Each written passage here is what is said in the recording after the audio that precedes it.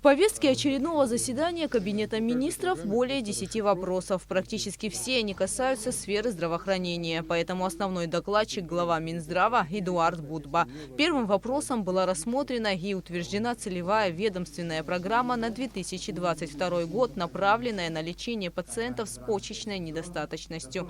Она касается развития и совершенствования процедуры заместительной почечной терапии.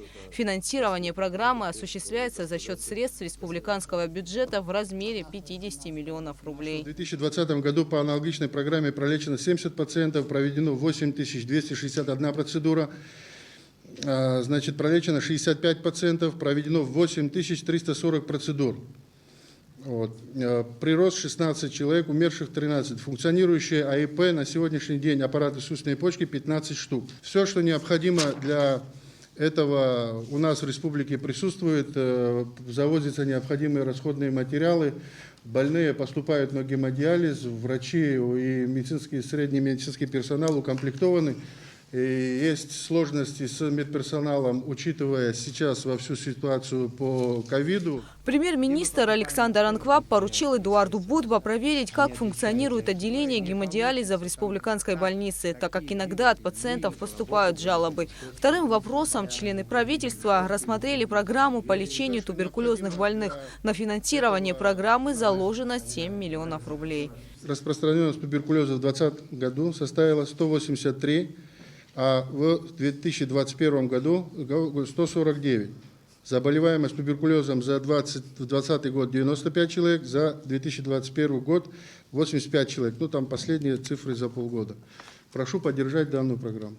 Премьер-министр обратил внимание на состояние канализации туберкулезного и психдиспансеров. Александр Анкваб дал поручение решить данную проблему. Все там было сделано по науке. Оборудование было, когда это делалось, на тот период времени, самое что ни на есть продвинутое, как говорит молодежь. Это надо догадаться и суметь все это испортить. Там были насосы или Grundfos, или Милле, не ниже уровня. Специально будете стараться вывести их из строя, не получится. Там такие двигатели, мы их испортили вместе.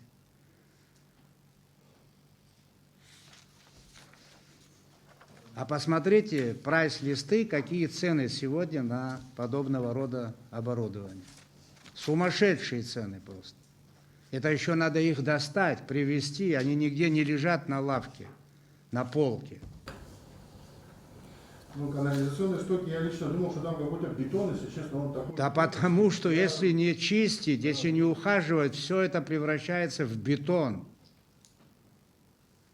Почему я так долго об этом говорю? Сделаем снова, и если опять будет такое же отношение, то это просто мартышкин труд, извините.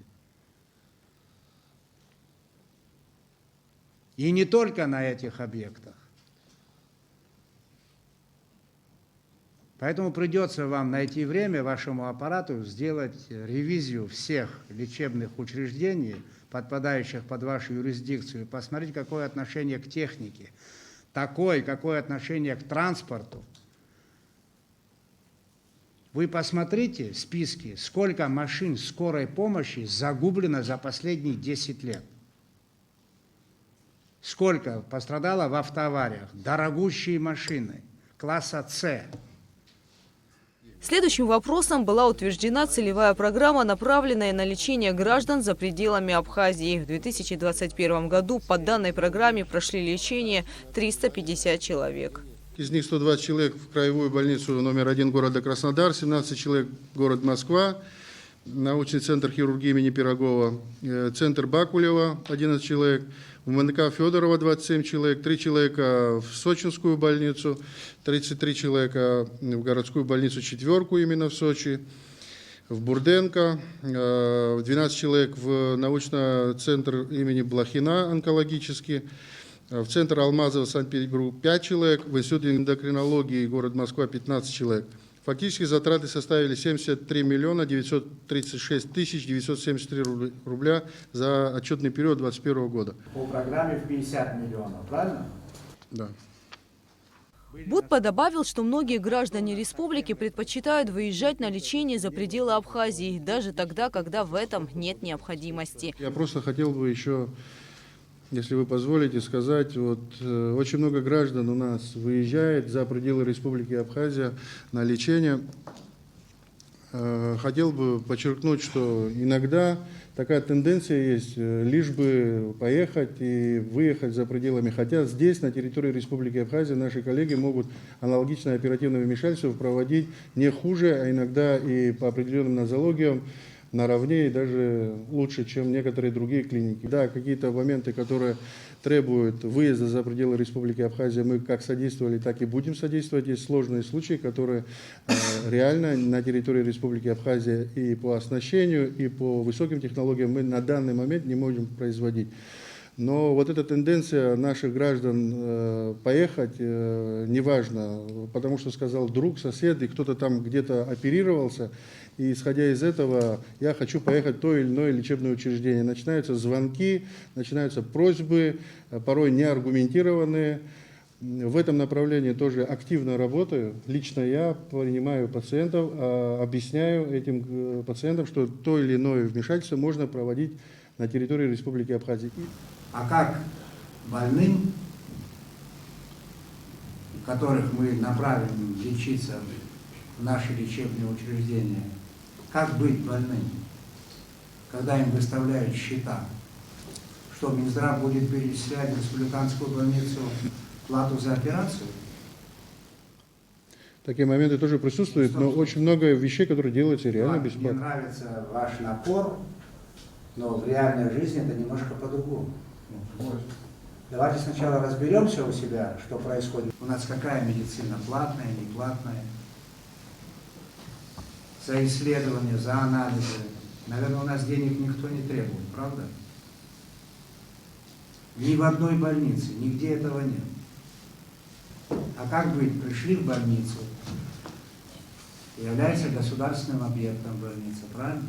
Оборудование государственное, правильно? И когда говорят, заплатите за это заплатите, за это заплатите, это как? Давайте мы приступим и определимся. У нас какая медицина? Платная, неплатная, смешанная? Какая? Поэтому настаивать на том, что мы вас обязательно здесь прооперируем, на сегодняшний день мы не можем. Есть вещи, которые мы можем делать здесь. Конечно, и уже делаем достаточно.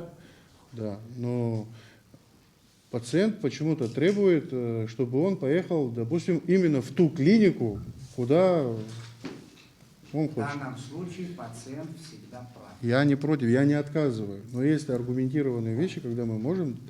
Если можем, мы и делаем. Мы знаем, какое количество хирургических операций проводится в каждой больнице в Абхазии. Знаем, правильно? Какое число койко-мест занято, знаем. Все это соответствует действительности. Но ограничивать людей в их правах в данном случае мы с тобой не можем. Я не ограничиваю, я просто говорю, что в этом направлении по оснащению кадрами и медицинскому мы работаем активно. Работать. Конечно. Вот что я хочу. Надо работать. И разобраться в том, где можно получить платные услуги, где можно получить бесплатные услуги. И как это с правовой точки зрения регламентировано. Я же не тебя, Эдуард, это упрек ко мне прежде всего. И ко всем сидящим здесь. Кадрами мы неплохо занимаемся. Давайте сделаем отдельное заседание Кабинета министров по этому вопросу, посвященное здравоохранению. Давайте проанализируем за все послевоенные годы, сколько мы послали детей учиться в медицинские вузы, сколько из них закончили, что вообще происходит на этой ниве, по каким специальностям. Переквалификация. Пожалуйста, давайте подготовьте. Это интересно всем.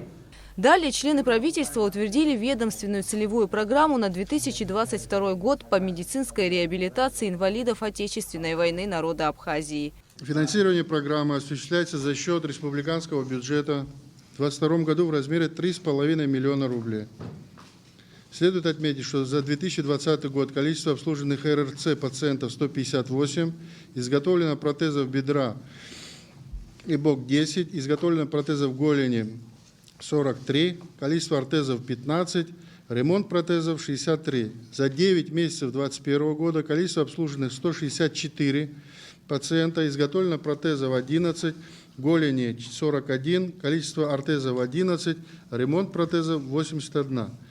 По результатам реализации программы ожидается улучшение показателей реабилитации инвалидов Отечественной войны народа Абхазии, проведение ежегодного пересвидетельствования инвалидов Отечественной войны народа Абхазии, обеспечение РРЦ протезами для ампутированного бедра и протезами для ампутированной голени.